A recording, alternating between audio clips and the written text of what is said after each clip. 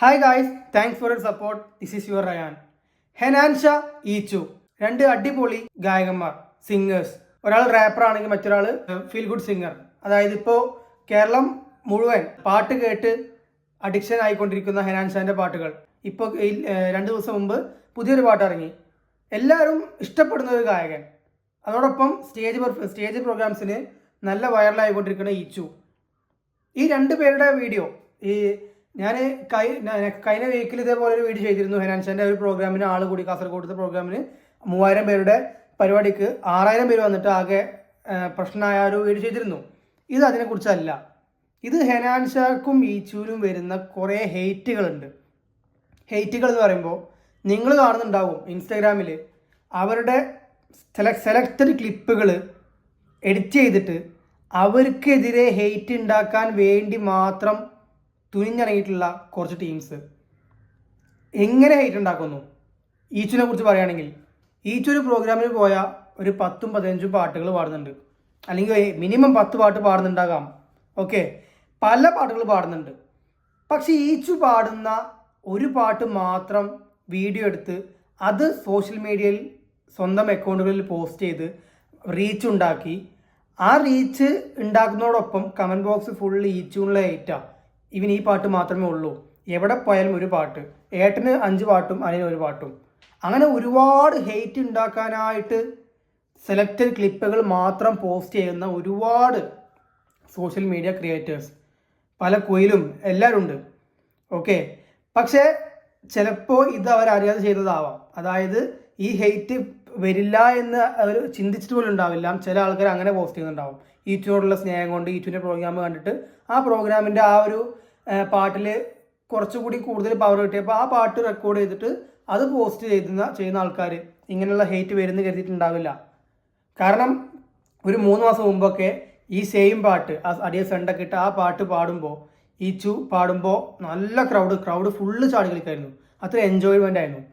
Okay, പക്ഷെ ഇപ്പോൾ ആ പാട്ട് ഈച്ചു പാടിയ അത് ആരെങ്കിലും വീഡിയോ എടുക്കും, ഇൻസ്റ്റാഗ്രാമിൽ പോസ്റ്റ് ചെയ്യുമ്പോൾ അത് ഡയറക്റ്റ് എന്താവും? പോസ്റ്റ് ചെയ്യുമ്പോൾ ഡയറക്റ്റ് അത് കമൻറ്റ് ബോക്സ് ഫുള്ള് ഹെയ്റ്റാണ്. ഇവൻ ഈ ഒറ്റ പാട്ട് മാത്രമേ ഉള്ളൂ, ഇവനക്ക് വേറെ പാട്ടില്ലേ, ഏട്ടനും അനിയനും 2 പാട്ട്, ജീവിച്ചു പോയി. ഒരിക്കലും അല്ല. അവർ സ്റ്റേജ് പ്രോഗ്രാമിന് പോകുന്നത് പല ജില്ലകളിലായിട്ടും ദുബായ് രാജ്യങ്ങളിലായിട്ടാണ് പോകുന്നത്. ഓരോ സ്ഥലത്തും അവർ ഫേസ് ചെയ്യുന്നത് പല ഓഡിയൻസിനെയാണ്. ആ ഓഡിയൻസിന് മുമ്പിൽ അവർ ആദ്യമായിട്ടാണ് ആ പാട്ട് പാടുന്നത്. നിങ്ങളോട് അവർ ഒരിക്കലും പറഞ്ഞിട്ടില്ല ഈ വീഡിയോ ഇടുന്നവരാണിത് പ്രശ്നം. ഈ ചില ക്ലിപ്പ് ഇടുന്ന ആളുകളുണ്ട്. ഓക്കെ, ക്ലിപ്പോളികൾ എന്ന് വിളിക്കാം അവരെ. ഈ ക്ലിപ്പ് ഇടുന്ന ആളുകൾ ഡയറക്റ്റ് അവരുടെ വീഡിയോ ആ ഒരു പോർഷൻ മാത്രം, അടിയ സണ്ടൊക്കെ ഇട്ട ആ ഒരു ഏരിയ മാത്രം കട്ട് ചെയ്ത് റെക്കോർഡ് ചെയ്ത് അത് സോഷ്യൽ മീഡിയയിൽ പോസ്റ്റ് ചെയ്യുന്നു. അവർക്ക് കിട്ടുന്ന റീച്ച്, അത്രയും കമൻസ്. പക്ഷേ ഹെയ്റ്റ് ഉണ്ടാവുന്നത് ഇതൊന്നും അറിയാത്ത ഹെനാൻഷ, ഈച്ചുവിന് ഈച്ചുവിന് ഹെയ്റ്റ് വന്നാൽ അത് ഡയറക്റ്റ് ഹെനാൻഷക്കും ബാധിക്കും. പക്ഷേ ഇതൊന്നും അവരെ ബാധിക്കുന്നില്ല. അവരവരുടെ പ്രോഗ്രാമായിട്ട് മുന്നോട്ട് പോകുന്നുണ്ട്, ഒരു കുഴപ്പമില്ല.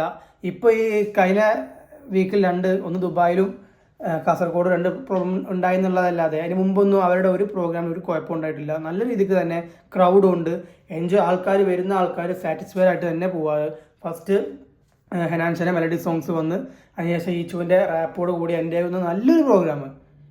ഓക്കെ, പക്ഷെ അവരെ ഹെയ്റ്റ് ചെയ്യിപ്പിക്കാൻ വേണ്ടി തുനിഞ്ഞിറങ്ങിയിട്ടുള്ള കുറച്ച് ക്ലിപ്പോളികൾ കാരണമാണ് അവർക്ക് ഈ ഹെയ്റ്റ് വരുന്നത്. അല്ലാതെ ഹെനാൻഷാക്കും ഈച്ചുവിനും എന്താണ് പ്രശ്നം? അവർ ഫാമിലി വ്ലോഗ് ചെയ്യുന്ന ആൾക്കാരാണ്. വീട്ടിലുള്ള സംഭവം നമ്മുടെ മുമ്പിലേക്ക് എത്തിക്കുന്നു. അത് അതേപോലെ എഡിറ്റിംഗ് ഉണ്ടാവാം, പക്ഷെ അത് അതേപോലെ അവർ എന്താണോ ഹെനാൻഷാൻ്റെ ഒക്കെ ചില സമയത്തുള്ള ഡാൻസുകൾ, അതായത് നമ്മൾ ഒരു സാധാരണ ഒരു ചെറുക്കൻ, ഒരു പയ്യൻ എന്താ ചെയ്യുന്നു അതൊക്കെ ഹെനാൻഷ വീഡിയോ ആക്കി ആ വ്ളോഗിൽ പോസ്റ്റ് ചെയ്യുന്നുണ്ട്. അപ്പോൾ ഹെനാൻഷാക്ക് ഒന്നും മറക്കേണ്ടതില്ല എന്നുള്ളത് ഞാൻ പറയുന്നില്ല. പക്ഷെ കൂടുതലും നമ്മളെപ്പോലെ സ്ക്രിപ്റ്റഡ് അല്ല. അവർ മുഴുവൻ അപ്പം എന്താണോ ഉണ്ടാകുന്നത് അത് നിങ്ങളെ മുമ്പിലേക്ക് എത്തിക്കുന്ന ആളുകളാണ്. പ്രോഗ്രാംസ് ആയിക്കോട്ടെ, അവർ ഉണ്ടാക്കി കൊടുന്ന ഹെനാൻഷ പാടുന്ന പാട്ടുകൾ മിക്കതും ഹെനാൻഷ തന്നെ പാടിയ പാട്ടുകളാണ്. ലോകയിലെ പാട്ടുകളാണെങ്കിലും ഇപ്പോൾ ഏത് ചിറാപ്പൂഞ്ചി ആണെങ്കിലും ഹെനാൻഷ കമ്പോസ് ചെയ്ത പാട്ട് പാടണ്ടേ? നിങ്ങൾ നോക്കുക, സായ് അബേൻകാർ, അനിരുദ്ധ്, അർജിത് സിംഗ്, എല്ലാ സ്റ്റേജിലും നിങ്ങൾ അവരുടെ ഒന്നും നിങ്ങൾ കണ്ടിട്ടുണ്ടാവില്ല, പക്ഷെ നിങ്ങൾ കയറി നോക്കുക. അവർ പാടിയ അതേ പാട്ടുകൾ തന്നെയാണ് എല്ലാ സ്റ്റേജ് പെർഫോമൻസിലും അവർ പാടുന്നത്.